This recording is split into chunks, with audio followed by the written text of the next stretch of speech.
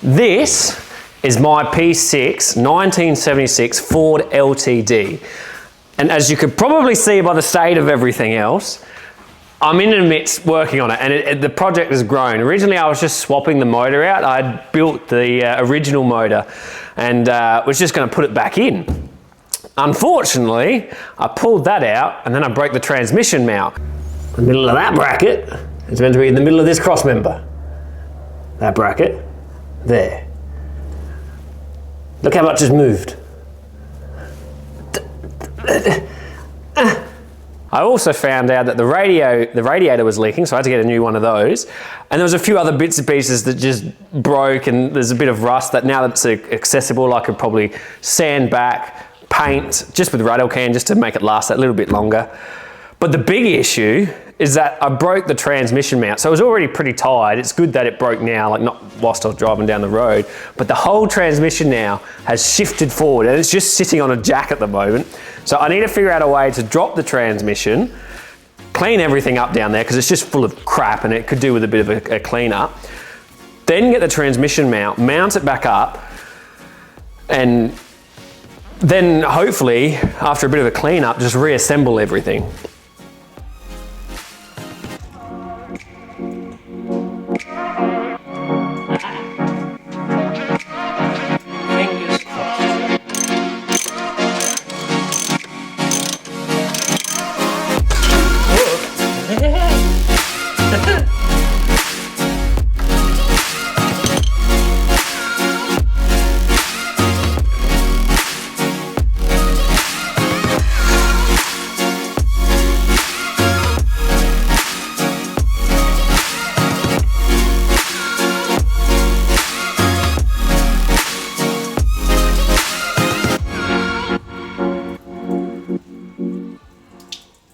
Transmission is out, and it wasn't too painful. If we come underneath, it's not that bad, quite frankly. So overall, it's looking all right. A bit of surface rust here and there, but it's not too bad. So I'll give it a bit of a scrub, get it down with a degreaser and a scourer, and then we should be laughing. We'll give that all a clean down. We'll do the brakes while it's in stationary. Put the wheels on once we've done the brakes, and then after we've given it a paint and clean up and everything, we can put it all back together. I can't wait. We can actually start putting the car back together.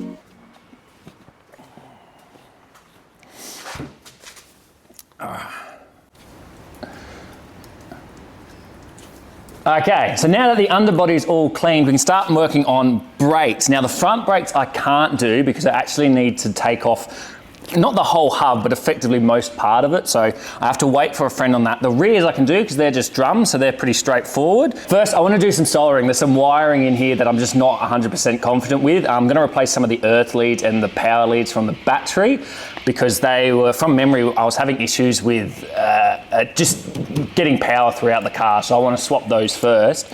And then hopefully everything's sorted from there. This is the bit that's going to take forever.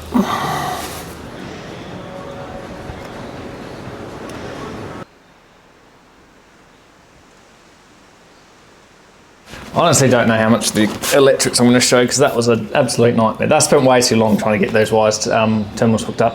Alright, brake time. This is a drum brake. We are going to sort this side first, the passenger side first, because it's already pretty loose. So we're going to take that off. I think the other side's going to be a bit harder. It's already taut. So I'm interested to see what it looks like inside of here, because if it's already loose, then I imagine either it's worn or rusted or something's amiss. So we'll replace those. I'll do the brake lines while I'm under here as well. There's only one to this rear diff because everything else is mounted, and I'll do the slave cylinder as well and take lots of photos along the way so I don't forget which wire goes where.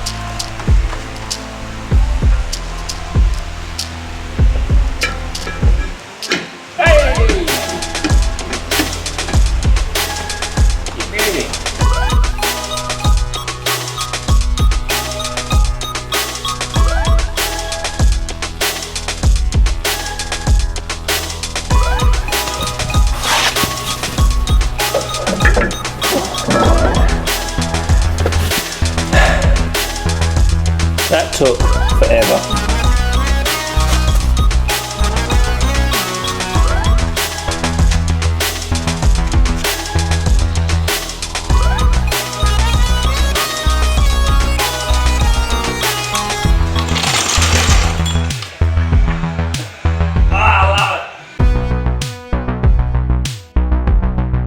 So I've got the wheels on the LTD. I think they're looking absolutely fantastic. The fronts here don't have the hubcaps on them yet. I'm gonna have to take those wheels off anyway to replace the discs and the pads, a part of the brake, so I won't worry about that just yet. I'll do that when I have a friend over. The next sort of jobs is the brakes and then also dropping the motor back in, which I can't really do without a friend. I could probably give it a shot by myself, but I'm gonna end up damaging something, so we won't do that. Yep. So it has been literal months since I've touched this thing.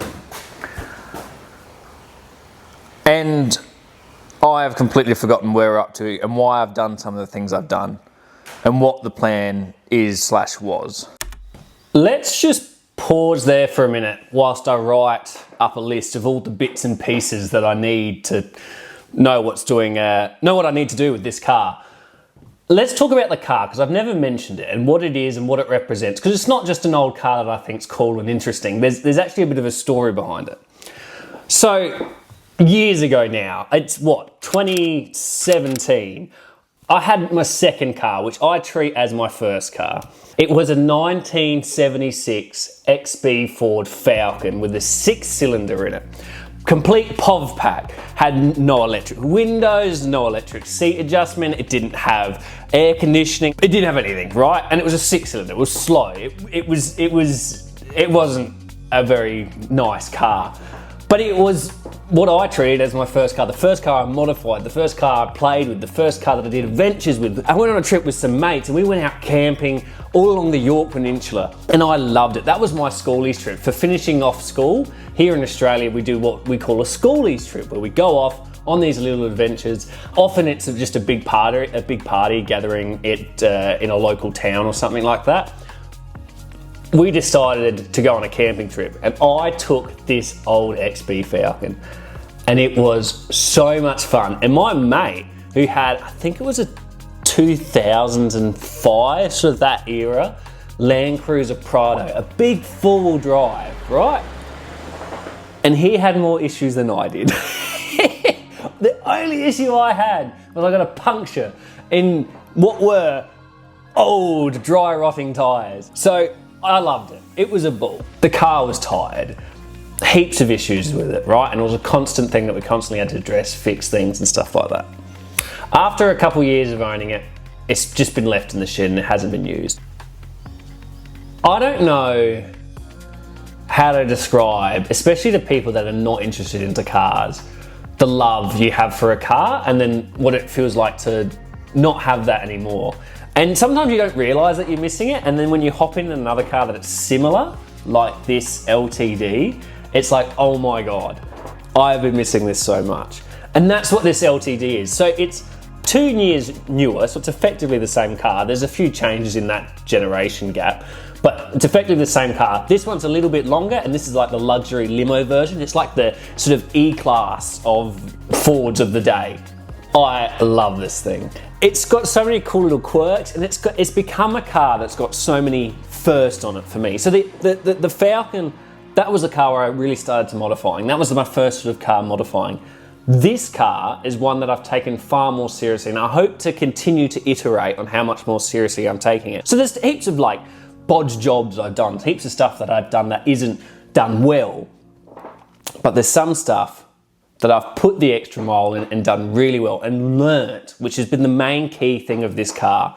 That motor, which was the original 351 Cleveland, I, with obviously some help, I was acting as the apprentice, touched every single component of that motor and put it together to make a 393, so we've stroked the motor, a 393 Cleveland. So that's what the car is. That's what the car is, and that's what the plan is. So let's get back to what we're doing on it.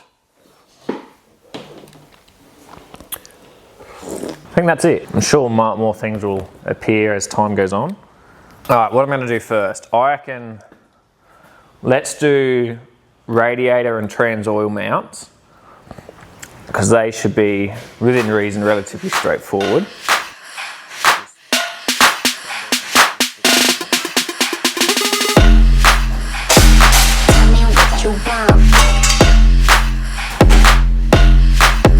So this here is one radiator mount, and the radiator is going to fit in between these two brackets, so it slots over like that. And as you can see, that one is not. So we need to either bend this or make this wider to where it does.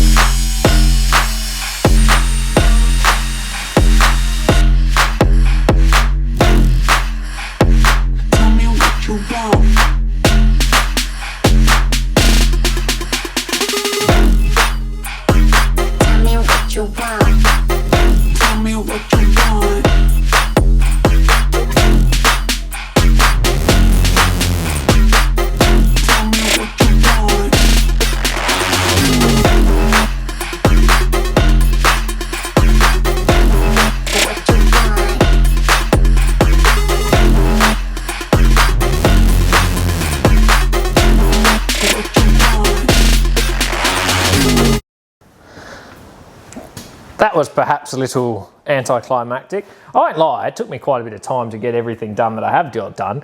Making brackets and stuff like that just takes a while. But we have now ticked off 2 things off of our list. I thought we could have done more, quite frankly. I mean, I'm glad what we've got done. I'm glad we've got it done. But yeah, putting the motor in is going to be a big job. And look, I've put motors in and out of cars by myself before. It's a faff. It's a real pain in the ass. So I'm going to see about getting a mate to come and help me.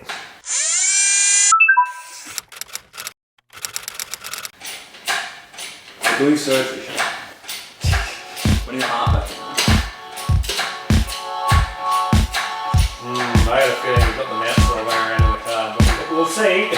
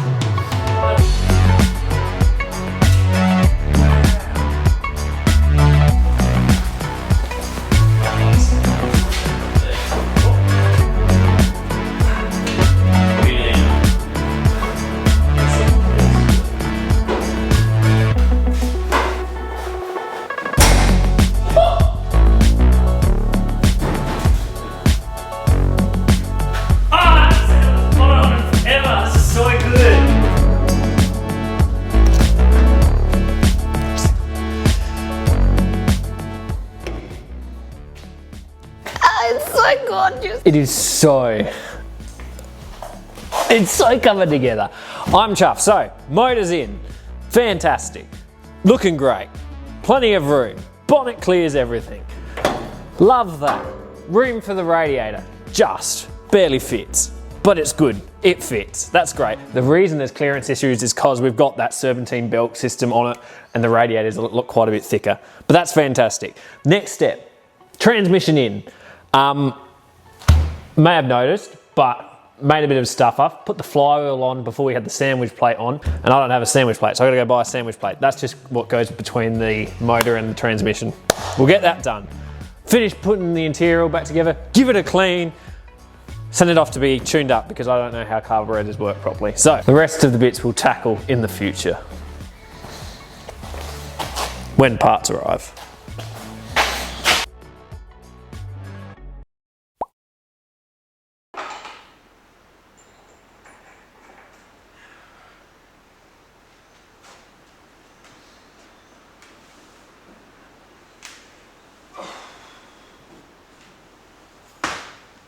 Ta-da!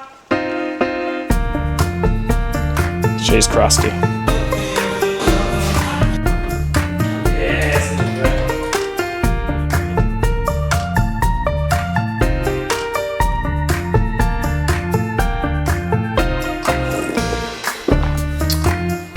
I've just recovered from being like tragically ill. I feel fine ultimately, but my nose just, you know, it isn't nosing, it's not doing it.